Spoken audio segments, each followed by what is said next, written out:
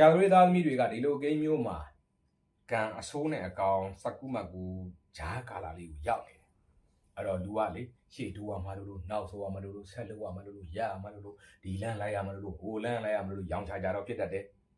ကိုယ်တိုင်တော့ရောင်ချကြဆိုတော့ဆွေမျိုးမိတ်ဆွေလို့ပေါ်ကံပဲအပေါင်းအသင်းတွေကလည်းဟဲ့သူစကားနဲ့စားမနေ့ကပြောတော့တမျိုးကိုတမျိုးပါလားဆိုတော့ဖြစ်နေတတ်တယ်အိမ်ကထွက်သွားခြင်းတို့အလုပ်ကထွက်သွားခြင်းတို့စိတ်နဲ့ကိုယ်နဲ့မကတ်တွေဖြစ်ပြီးငွေတွေပစ္စည်းတွေအလေနဲ့အကြပေါက်လေးတွေများတတ်တာသတိပြုအမှားရင်အလွဲချော်လေးတွေများတတ်တာသတိပြုသို့တော့ဒီအချိန်မှာစိတ်အာရုံကိုစူးစီးပြီးတော့ကိုဘာတွေဖြစ်ချင်တယ်လဲဘာတွေလုပ်ချင်တယ်လဲအဲ့ဒါကိုကြကြနနာပိုင်းပိုင်းနိုင်တိဆောက်ရမယ့်အချိန်တော့ရောက်နေပါပြီလို့လုပ်ငန်းတွေထူထောင်တာတို့အစပြိုးတာတို့အခြေတဲတာတို့အဲ့ဒါမျိုးတွေပြုလုပ်တဲ့နဲ့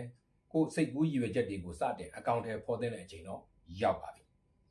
ဘလောက်ပဲသတိထားတာကြမ်းပမ်းပြီးအကျွေးတော့တင်တတ်တယ်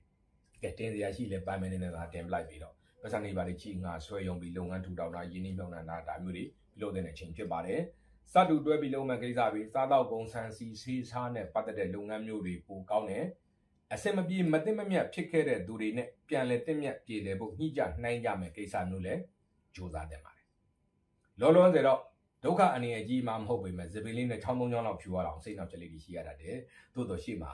ကောင်းတဲ့ကောင်းတော့မယ်ဒီအချိန်ကြီးနှိမ့်မြုပ်နှံထားသမျှမကြခင်ခံစားရတော့မှာဖြစ်တဲ့အတွက်ကဲစိတ်အာရုံစူးစီးပြီးကြိုးစားကြပါစို့